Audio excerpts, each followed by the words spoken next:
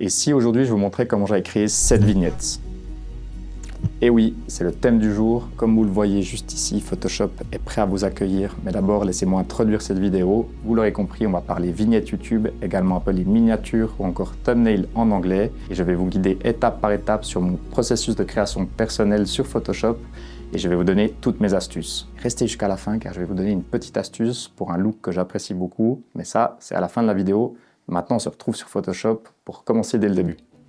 Mais attendez, en fait, il y a peut-être des gens qui ne me connaissent pas sur cette chaîne, donc présentation. Moi, c'est Quentin.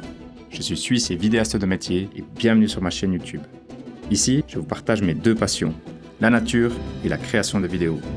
Embarquez dans mes aventures et suivez-moi sur le terrain à travers des vidéos en pleine immersion. Et plongez également dans les coulisses de mon métier, comme aujourd'hui par exemple.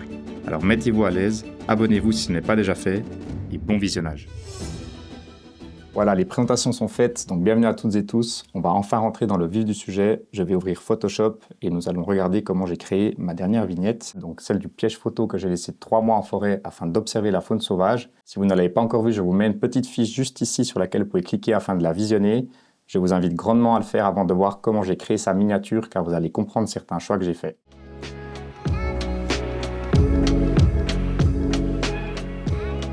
Commençons avec l'étape 1, qui était la réalisation de cette photo que vous voyez à l'écran. Je l'ai prise au même endroit que maintenant, c'est-à-dire dans mon bureau. J'avais juste un autre setup lumière et une autre ambiance pour faire un lien avec la forêt, justement, donc dans les tons verts. Donc en fait, j'ai utilisé 2 images avec 2 nettetés différentes. La netteté, cette fois-ci, sur le piège photo. Et vous voyez que là, la netteté est sur mon visage. Si de votre côté, vous n'avez pas de photo à disposition, vous avez besoin d'intégrer des images à votre photo, quelque chose que vous ne pouvez pas photographier tout simplement, vous pouvez très bien aller chercher sur Internet vos fichiers. Donc après avoir réalisé ces photos et les avoir sélectionnées, ce que je vais faire, c'est créer un espace de travail, donc c'est-à-dire l'endroit où je vais créer ma vignette, donc un fichier Photoshop. Et pour ce faire, en ouvrant Photoshop, vous allez cliquer sur Fichier, Nouveau.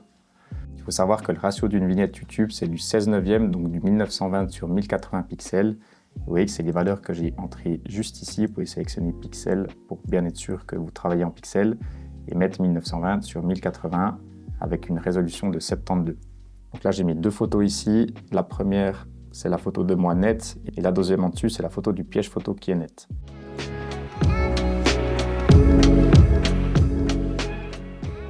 Une des premières choses que je vais faire après, c'est un travail de composition.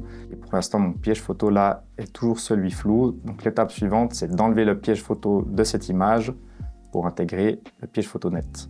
Moi, je vais utiliser le lasso. Je vais détourer ça grossièrement. Étant donné que c'est un fond assez neutre derrière, clic droit, remplissage d'après le contenu. Vous voyez que comme par magie, le piège photo a été enlevé en 2-3 clics. Ce qui est relativement simple à faire. Donc maintenant, j'ai bien évidemment le piège photo net à ajouter dessus. Donc là, je dois faire l'inverse. Je dois garder le piège photo pour l'intégrer sur l'autre image. Ici, c'est un outil de sélection automatique. Vous voyez que là, on est déjà pas mal. Donc après avoir utilisé l'outil automatique, je vais prendre celui en dessous, donc outil sélection rapide. Et je peux venir juste ajouter ma main comme ceci. Si je fais clic droit, je peux venir mettre un contour progressif à ma sélection pour pas que les bords soient trop nets. Donc moi j'ai mis 0,5, OK. Et maintenant on va cliquer ici en bas à droite pour ajouter un masque. Donc qu'est-ce qu'un masque? Vous voyez que là, si je dézoome un peu, vous voyez que là, le masque ici, ce qui est noir est masqué sur mon image et ce qui est blanc est la partie affichée. Vous voyez que si j'enlève et je fais apparaître le masque, on voit quelle est son utilité. Donc pour continuer sur le travail de composition, je vais un peu déplacer le piège photo car je le trouve un peu trop proche de ma tête actuellement. Je peux le bouger. Il faut aussi que ce soit assez cohérent avec la position de ma tête. Pour en revenir à l'idée, j'ai eu l'idée de mettre un extrait d'image, donc une capture d'écran de l'image du piège photo avec cet animal mystère que j'ai flouté pour attirer l'attention et donner envie aux gens de cliquer sur ma miniature. Donc je vais vous montrer comment j'ai fait ça. Donc là, nous avons une capture d'écran d'un rush filmé par ma caméra. Je me suis dit, je vais la mettre derrière le piège photo. Donc pour ce faire, je vais simplement changer l'ordre des calques. Vous voyez que pour l'instant, elle est au premier niveau. Et je vais venir la mettre dessous. Donc vous voyez, c'est simple. Là, mon plan que j'ai appelé rush caméra, je l'ai mis sous mon calque du piège photo, ce qui me permet de déjà masquer une partie du piège. Là, j'ai essayé de retrouver l'angle, un peu d'inclinaison du piège, qui me paraît être environ ça. Il est important de savoir que maintenant, je suis en train de poser en fait les éléments de manière assez simple, mais de construire l'idée aussi dans ma tête pendant que je fais tout ça. Et c'est après coup que je vais faire vraiment le travail d'incrustation. On va ajouter des lumières, on va ajouter des couleurs. Vous verrez que ça va donner un peu vie à votre miniature. Pour l'instant, c'est toujours un travail de composition et d'intégration. Donc voilà, j'ai également apporté une capture d'écran de l'animal mystère.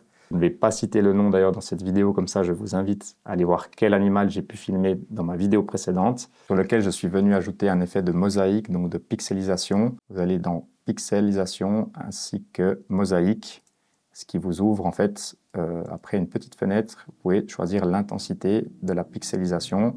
Donc pour ma part, il est déjà pixelisé, comme ça on le garde secret, ce petit animal mystère.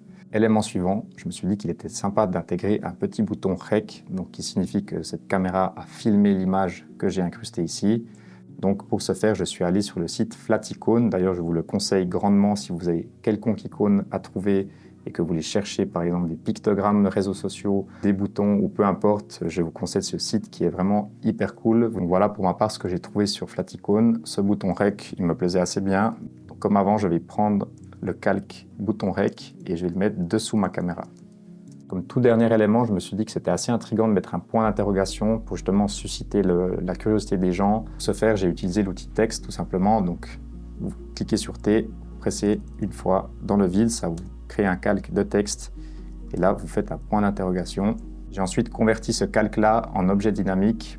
Donc, clic droit sur votre calque de texte et vous mettez convertir en objet dynamique. Donc là, votre calque texte est en fait devenu un élément et un objet comme tous les autres. Donc là, je suis assez satisfait dans l'ensemble de tous les éléments comme ils sont posés, en tout cas de la composition générale.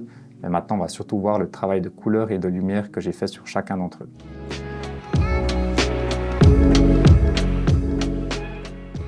Je vais ajouter plusieurs petites choses à cette image. Je vais commencer par une ombre portée. Donc vous double-cliquez dessus sur votre calque. Ça ouvre les paramètres de style de calque.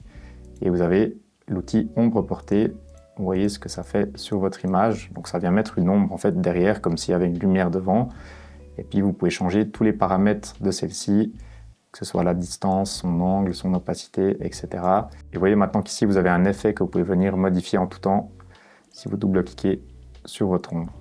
Je trouve qu'elle est un peu nette cette image de nuit par rapport au reste de ma vignette. Donc je vais venir prendre le calque dans filtre, lui venir mettre un petit flou gaussien. Juste pour un peu, vous voyez que si je mets un petit flou, elle fait déjà directement plus incrusté à mon image. Mais je trouve que ça manque un peu d'éclat. Ça fait assez sombre et pourtant c'est un peu un des points principaux de ma vignette. Donc pour ce faire, je prends mon calque Rush Camera, je vais venir ajouter luminosité et contraste.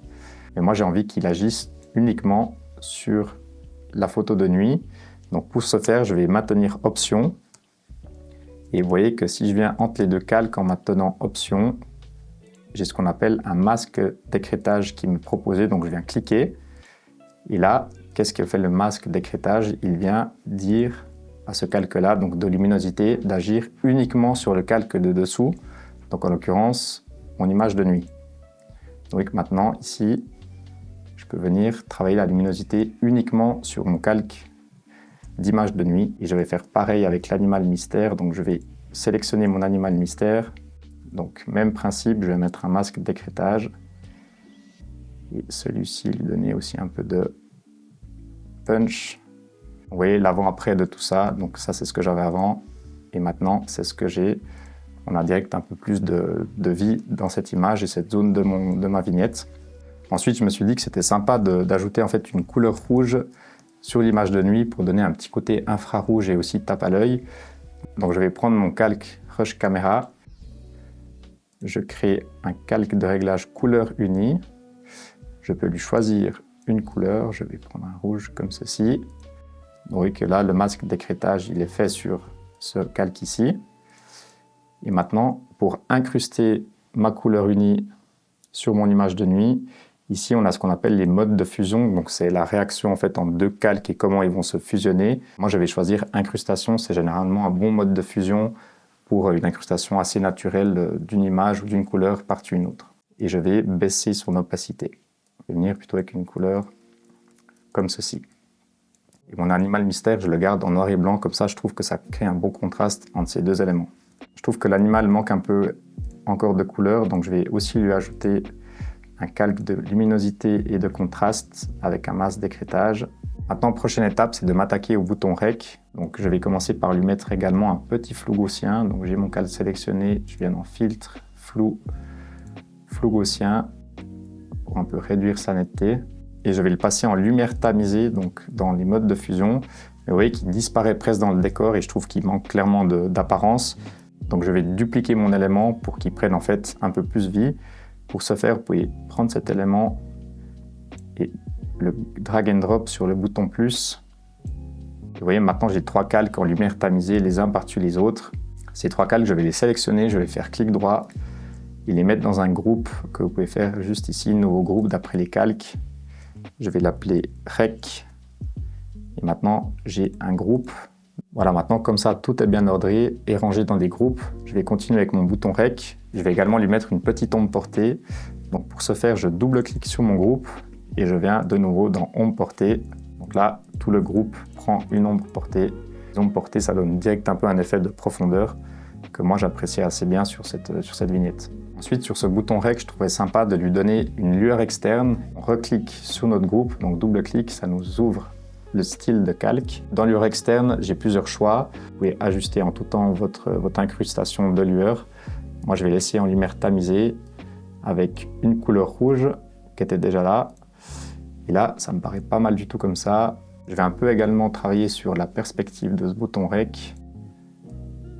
Voilà, quelque chose de similaire un peu au reste de l'image. Et je vais encore ajouter une petite dernière touche finale au bouton Rec, c'est un contour pour encore un peu plus le faire ressortir et bien délimiter son contour. Donc j'ouvre les styles de calque et je vais lui ajouter un contour ici. Je vais ajouter une lueur externe au point d'interrogation également. Et autre astuce que je vous donne, c'est de dézoomer sur votre plan de travail pour vraiment voir ce que votre vignette donne en petit, car le 90% des gens la voient en vraiment tout petit sur leur téléphone ou leur ordinateur. Et pour finir, je vais également ajouter une lueur externe au piège photo. J'active ici lueur externe. Et pour celui-là, je vais le mettre en superposition. Vous voyez, j'aime bien le rendu que ça donne ici. Ça vient un peu éclaircir la zone. Je l'ai mis assez grosse d'ailleurs. Tout ça me semble très sympa. Donc on va continuer avec la prochaine étape qui est la colorimétrie globale de mon image.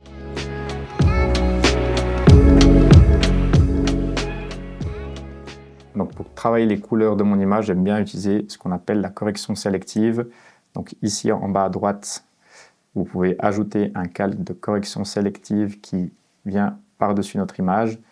Et ici, on peut vraiment travailler couleur par couleur. Donc en l'occurrence, je vais sélectionner les verts pour venir avec quelque chose d'un peu plus bleuté comme ceci. Je ne vais pas aller vraiment beaucoup plus loin car en prise de vue, j'avais déjà une couleur de peau qui me plaisait. Le fond, j'ai juste un peu ajusté les verts comme vous le voyez. Je vais revenir en fait sur le piège photo, je trouve qu'il manque un peu d'éclat. Donc je vais prendre mon calque de piège, hop, et je vais venir lui ajouter une courbe. Et j'ai un peu augmenté cette courbe. Vous voyez, ça donne un peu vie à mon piège. La différence est assez flagrante. Alors autant pour moi, je vois qu'ici ma main est coupée, vous voyez, c'est des ajustements qu'il faut faire en temps réel. J'imagine que sur mon piège, il manque un petit bout de main, donc je vais prendre un pinceau blanc pour faire apparaître l'image. Hop, et je vais venir comme ceci, voilà.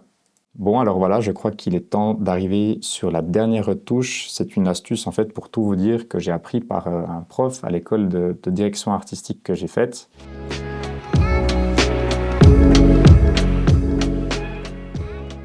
Alors, ce n'est pas une astuce secrète, voire révolutionnaire, mais c'est juste vraiment une astuce que j'utilise assez souvent sur mes vignettes. Vous verrez pourquoi, ça vient vraiment en fait donner un extra punch à votre rendu. Nous allons commencer par créer un calque vide avec le bouton ici en bas à droite.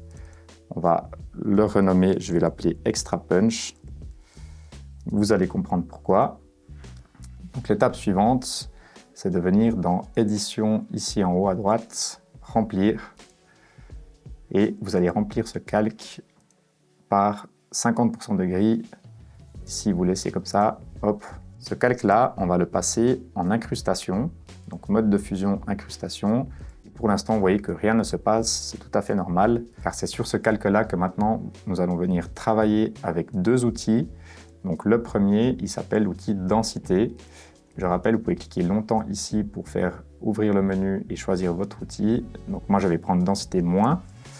Je vais venir ici dans exposition, ce sera la force de votre réglage et je suis sur les tons moyens. Ici maintenant, je viens dessiner avec ma densité plus. Qu'est-ce qui se passe?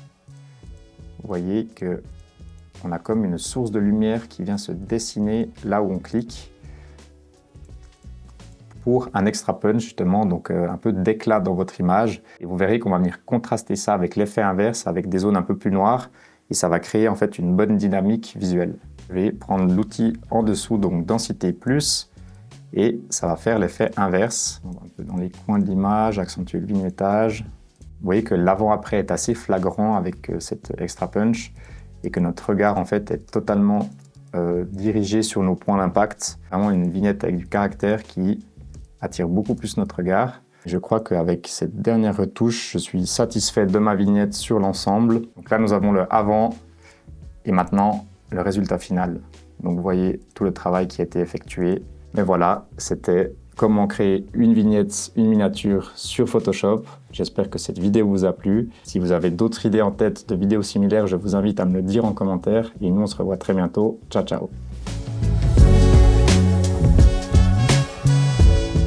Si vous avez d'autres thèmes ou d'envie, si vous avez d'autres thèmes ou d'idées de vidéos, si vous avez d'autres thèmes, si vous avez d'autres thèmes et si vous avez... Cut.